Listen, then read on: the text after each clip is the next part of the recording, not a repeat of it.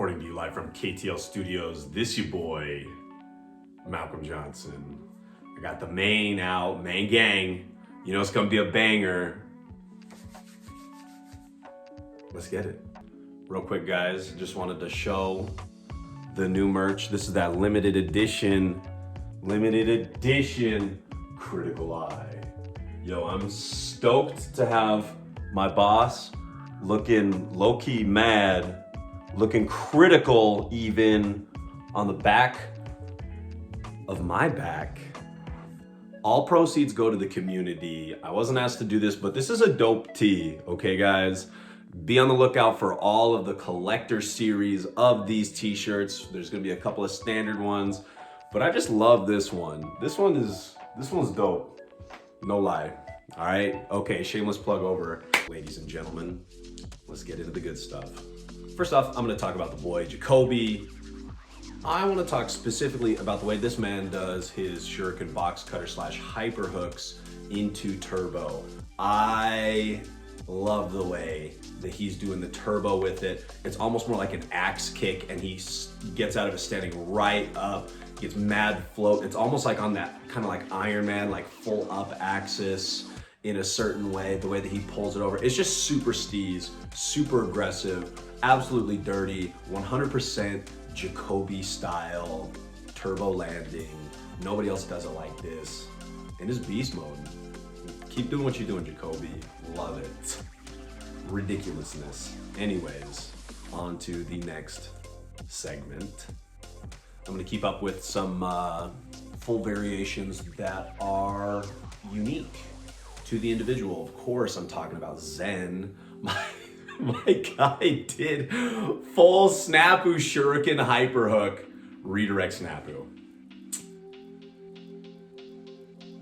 Followed immediately by full Snapu tie grab Shuriken. This wouldn't technically be a tie fighter. There is no round kick. So I personally call it tie grab when it's just the, you know, if you're a left-sided twister, when your left hand grabs your right ankle and you do that Shuriken, I just call it tie grab Shuriken. Because again, tie fighters with that round kick. But steezed out variations, loving the multiple variations. That first one, so full Snapu, that's a variant. And then it's Shuriken hyper hook. That is a triple variated. It's triple variated. There's so much going on in that. And then the full Snapu tie grab, you know, that's really technical to have the timing to be able to reach around and grab that ankle, maintaining the proper timing to be able to land on that Shuriken leg and stuff like that. Totally wicked, totally steez, totally beast mode. We already know that Zen is just a killer.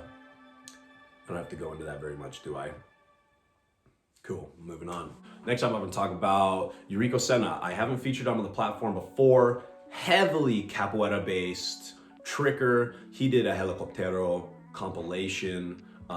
It's decently long. I won't go into the whole specs of it, but if you guys have been wanting to learn helicoptero, or you just learned it, or you're trying to kind of expand your arsenal, go ahead and watch this compilation. There's so many good concepts within this compilation that you could kind of glean some information from, and maybe not even necessarily for helicoptero in general, but just conceptual work at large, especially if you're looking to get a little funky with the capoeira side of things.